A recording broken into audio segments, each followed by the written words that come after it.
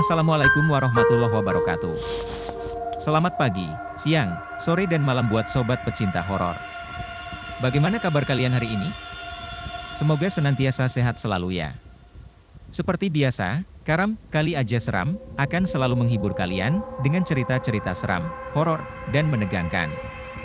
Siapkan cemilan, pakai handsfree, dan matikan lampu. Jangan lupa subrek ya. Terima kasih.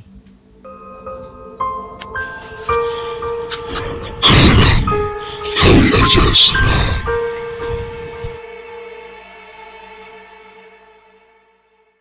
Datang memenuhi janji di sudut ruangan, seorang remaja cantik duduk memeluk kedua lututnya, isak tangis terdengar pelan. Di sampingnya, sebuah foto remaja pria tampan tersenyum manis kekasihnya, Ryan. Sudah sebulan, tak ada kabar. Ryan pun tak pernah hadir di sekolah. Mira melirik pelan foto kekasihnya itu, kembali menenggelamkan wajahnya di sela lututnya, menangis meratapi nasibnya.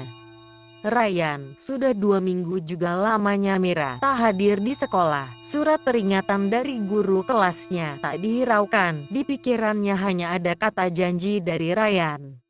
Mira, setamat sekolah tunggulah 2 tahun aku akan datang buat meminangmu, ucap Ryan kala itu, sebelum tiba-tiba hilang tanpa kabar. Pihak sekolah sudah menghubungi orang tuanya namun, orang tuanya pun sedang mencarinya. Tok-tok, Mira, mau makan malam dulu? Tidak, Mira berteriak dari dalam kamarnya, menjawab pertanyaan dari ibunya. Hela nafas terdengar dari luar pintu disusul suara langkah kaki menjauhi kamar Mira. Ibunya menyerah membujuk anak gadisnya itu.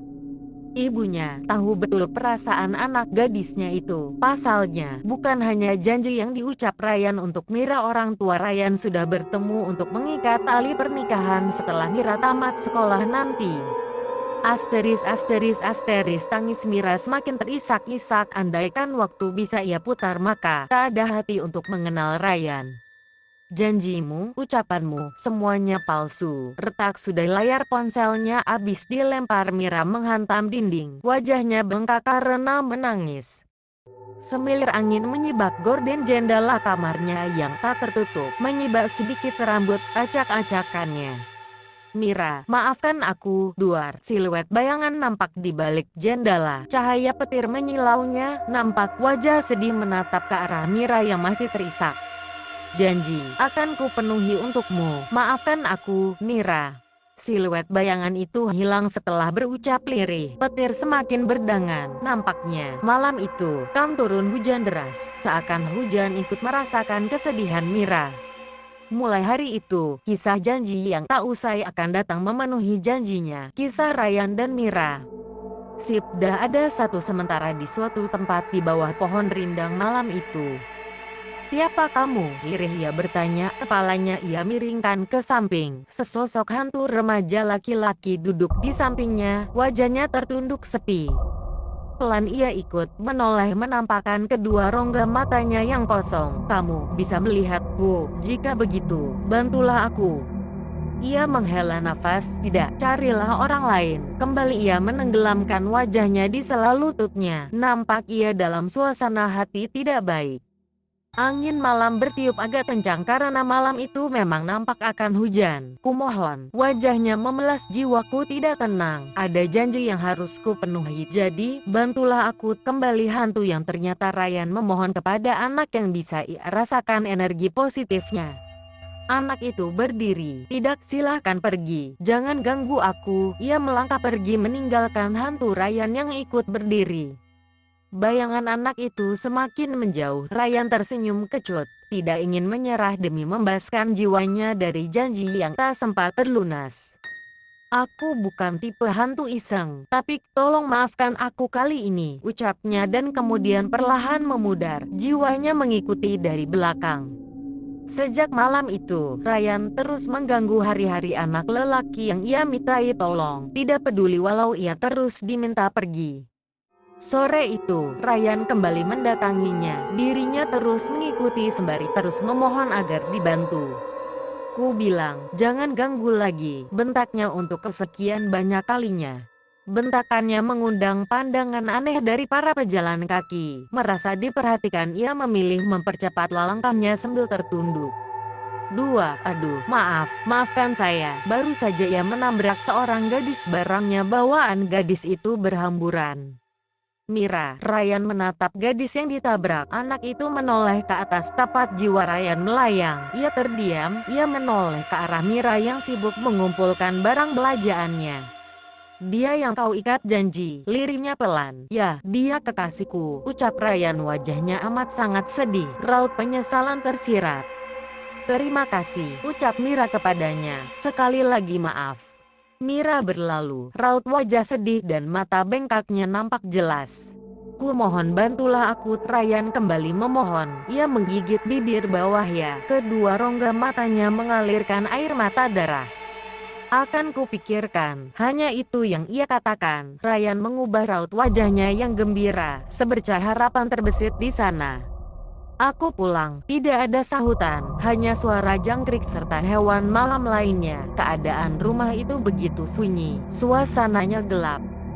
Krik, pintu dibuka, dalam rumah gelap sebelum saklar lampu dionkan. Ryan yang setia mengikut di belakangnya memandang sekeliling ruangan rumah itu. Tidak ada siapa-siapa di sana kecuali anak di depannya dan dirinya juga, hanya berdua. Kemana keluargamu? Ryan menoleh, bertanya padanya. Senyumnya kecut. Seperti yang kau lihat, aku tidak punya seseorang. Ia menghela nafas sebelum melempar badannya ke sofa ruang tamunya. Ryan mengikut melayang di hadapannya, nampak raut wajahnya menagih kelanjutan keputusan anak itu. Apakah jadi menolongnya ataukah tidak? Aku tahu perasaanmu, akan ku bantu. Ia memejamkan mata, wajahnya tak menunjukkan ekspresi lebih. Raut wajah Ryan berbinar, senyumnya melebar. Ryan melayang hendak memeluk anak lelaki itu namun tembus. Ah, aku begitu bahagia kalau akhirnya ada yang mau menolongku. Anak itu membuka matanya. Namaku Neji. Ya, aku akan membantu sebisa mungkin. Aku Ryan, mohon bantuannya untuk kedepannya. Senyumnya kembali melebar, sudut bibirnya hampir robek. Neji menatap masam, muak berurusan sebenarnya namun hati nuraninya meronta. Tapi aku perlu rambut perempuan yang terikat janji. Kau bisa mendapatkannya. Neji menatap Ryan. Ryan terkekeh. Neji bercanda. Aku ini hantu, kau pikir Mira bisa melihatku? Ryan memalingkan muka, agak sedih memikirkan nasibnya itu. Tentu aku punya caranya, ucap Neji yang kembali menghela nafas. Ini pakai, jangan dilepas, aku tidak punya duplikatnya. Sebuah liontin berhias permata merah delima diberikan kepada Ryan. Aku tidak bisa menyentuhnya, ketusnya ketika Ryan mencoba mengambil liontin itu. Hantu bodoh, kau kan punya energi, kenapa tidak pakai? Ryan terdiam. Memang ia punya energi tapi dia sendiri tidak tahu cara memakainya. Dalam situasi itu, Neji terpaksa mengajarinya dan akhirnya Ryan bisa menyentuh liontin itu. Itu liontin ibuku, itu akan membantumu dalam menepati janjimu. Pakai itu dan pergi dapatkan rambutnya. Ryan memakai liontin itu, tubuhnya bersinar dan perlahan kedua kakinya bisa menapak lantai. Kedua matanya yang hilang juga perlahan pulih. Aku kembali hidup. Ryan membolak-balikkan kedua tangannya yang nampak nyata dan tidak transparan lagi. Tidak mungkin, bantah Neji. Ryan ternyata lebih bodoh dari perkiraannya. Tapi aku sudah hilang selama 1 bulan lebih. Akan aneh bukan kalau aku langsung muncul begitu saja. Ryan tertunduk. Neji menghela nafas untuk kesekian kalinya. Ia menjelaskan cara kerja liontin itu, tidak hanya membuat jiwanya padat seperti manusia namun juga dapat memanipulasi ingatan orang di sekitarnya, yang membuat mereka lupa dan menganggap bahwa Ryan hanya menghilang selama 3 hari. Hanya satu kekurangannya, Ryan yang aslinya hantu tidak akan mengubah kodratnya. Tubuhnya akan tetap dingin bagai mayat dan tidak punya detak jantung. Pengaruh liontin itu akan hilang bila malam bulan purnama. Tidak disadari oleh Ryan, liontin pemberian Neji berasal dari pecahan kristal dari dunia bawah neraka yang diambil oleh ibu Neji dengan mengorbankan hidupnya sendiri, lebih tepatnya jiwanya tidak akan bereinkarnasi selama-lamanya. Malam itu juga, Ryan pergi ke arah rumah Amira. Wajahnya terhias senyum manis, tidak sabar berjumpa dengan kekasihnya itu. Liontin yang dipakainya tidak menghapus kemampuannya sebagai hantu. Ryan tetap bisa melayang dan sebagaimana kemampuan hantu lainnya. Malam menunjukkan pukul 9 lewat, ditebaknya Mira pasti sudah tidur, begitupun dengan keluarganya, jadi Ryan memutuskan langsung ke kamar Mira saja. Tak-tak, diketoknya jendela kamar Mira. Sebenarnya bisa saja Ryan menembus jendela itu dengan kemampuannya, namun tidak demikian ia lakukan. Ketokan Ryan membangunkan Mira. Ia duduk di kasurnya seraya mengusap-usap kedua matanya lalu menoleh ke arah jendela. Kaget campur heran, sosok Ryan nampak di luar jendelanya. Refleks saja Mira datang membukakan jendela. Ryan masuk dan langsung memeluk Mira. Tubuhmu dingin, abis dari mana? Mira melerai pelukan Ryan, tidak nyaman dengan hawa dingin Ryan. Ryan mencari alasan yang masuk akal. Lupakan, kenapa datang kemari, tengah malam pula. Mira mengangkat dua alisnya, heran. Tidak hanya rindu aja kok. Ryan berusaha menyembunyikan kegugupannya, sulit mencari jawaban atas semua pertanyaan Mira. Mira tersenyum. Ryan menghela nafas lega, dikiranya Liontin pemberian Neiji tidak bekerja. Ryan ikut duduk di dekat Mira. Hatinya sangat rindu pada kekasihnya itu, namun takdir mengubah segalanya. Ryan tahu bahwa hantu dan manusia tidak akan bisa bersama, cepat atau lambat ia akan pergi meninggalkan Mira untuk selamanya, dan Ryan tahu bahwa jika hari itu datang ia tidak tahu bagaimana Mira nantinya. Mira cantik, beruntungnya aku. Mira juga baik. Ryan menyelipkan rambut Mira di belakang telinganya. Mira terkekeh. Apa-apaan? Dipukulnya tangan Ryan dengan pelan. Bukan hanya tubuh Ryan yang dingin, namun duduk di sebelahnya saja bisa Mira rasakan hawa dingin menusuk tubuhnya. Cahaya bulan malam itu tembus masuk melalui jendela kamar yang terbuka. Ryan memandang Mira dari samping. Wajah cantik alami serta bulu mata lentiknya menenangkan perasaan Ryan. Mira, kalau suatu hari ada sesuatu yang terjadi padaku, maukah kamu menerima kenyataan itu? Ryan mengatakan itu sambil tertunduk. Nasibnya sungguh miris. Mira menoleh menatap Ryan. Ya, tergantung situasi juga sih. Ryan kembali menatap Mira, raut wajahnya redup. Kuharap jika hari itu tiba kamu bisa mengerti juga Mira. Ryan tersenyum kecut. Mira tertawa. Ada-ada aja kamu ini. Datang kemari tengah malam dengan alasan rindu, padahal kan kita bisa ketemu di sekolah atau Ngak bisa ngajak aku jalan. Ya, emang Ngak boleh ya? Ryan mengerutkan alisnya. Ya boleh sih, jawab Mira. Ngomong-ngomong, kenapa tubuh kamu dingin banget? Abis main hujan-hujanan ya? Itu Ngak sih, mungkin hawa malam ini kali yang terlalu dingin. Ryan menjawab mantap yang ditanggapi oleh Mira dengan anggukan.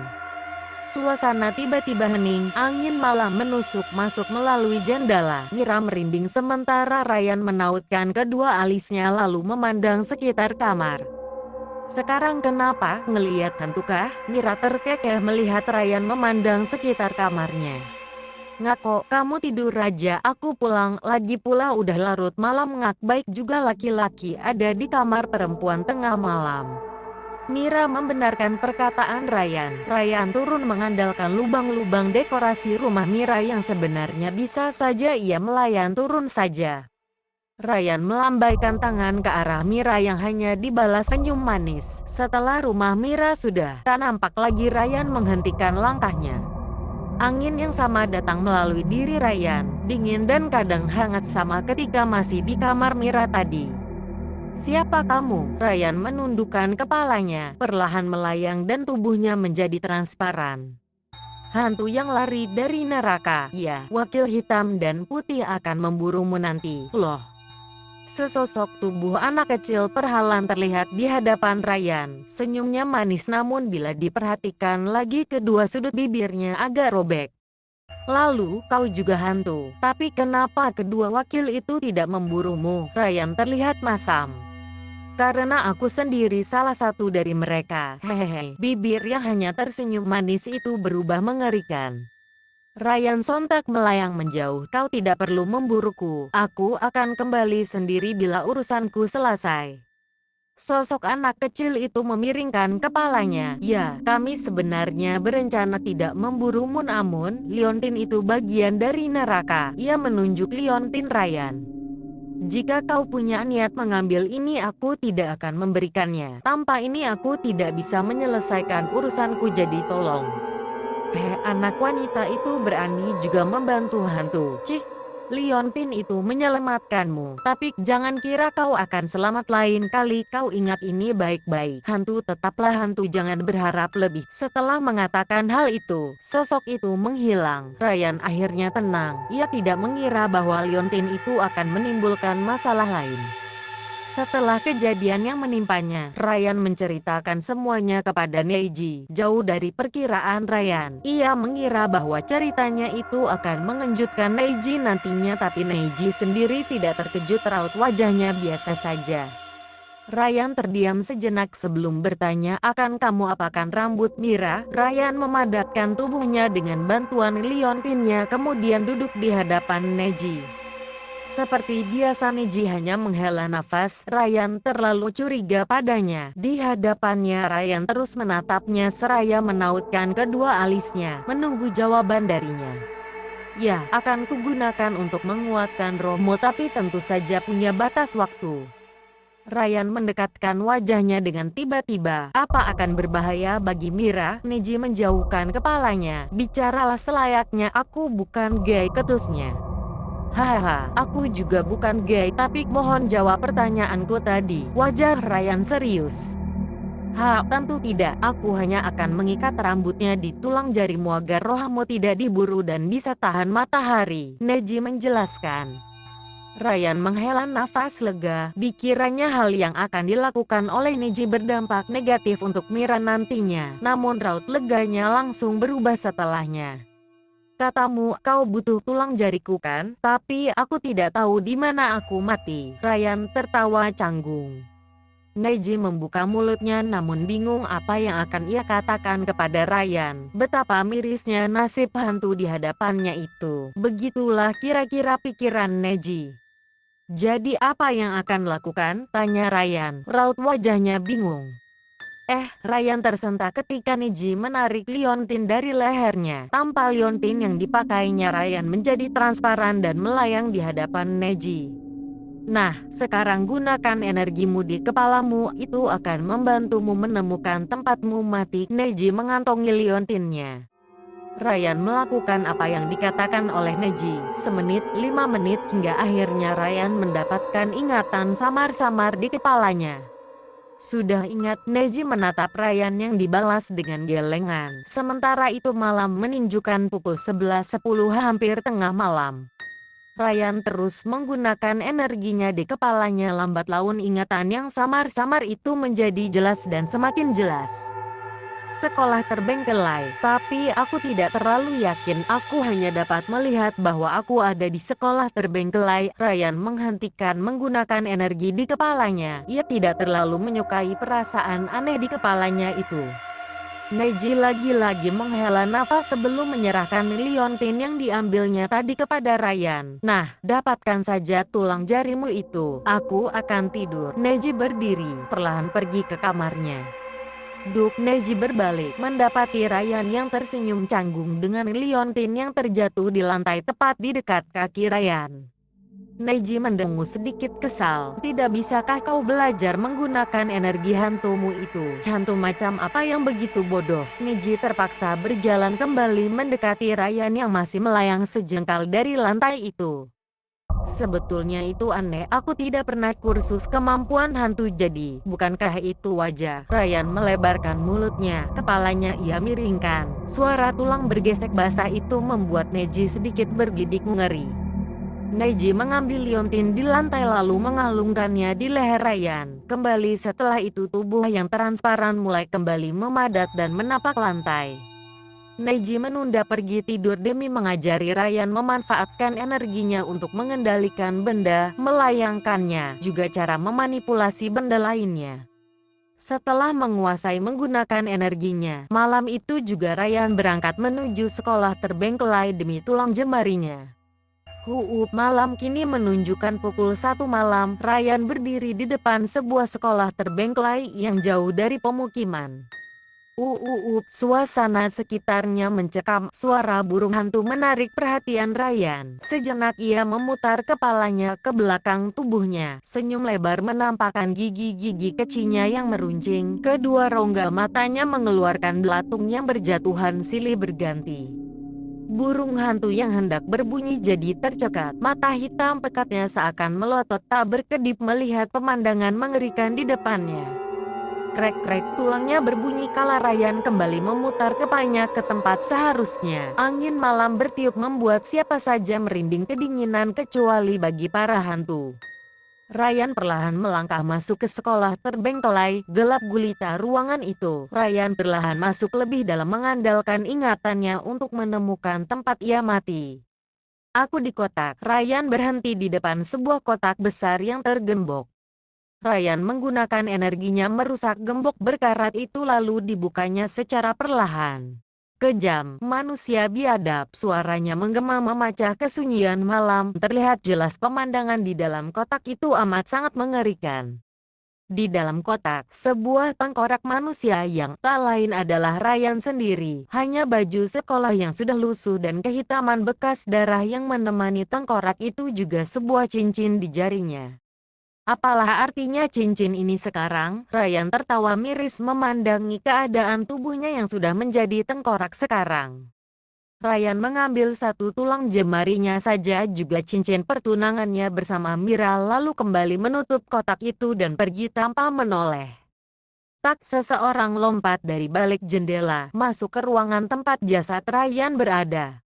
Hantu lainnya yang bernasib buruk, ya, jika dipikirkan, manusia memang lebih kejam daripada hantu dan sejenisnya, hahaha.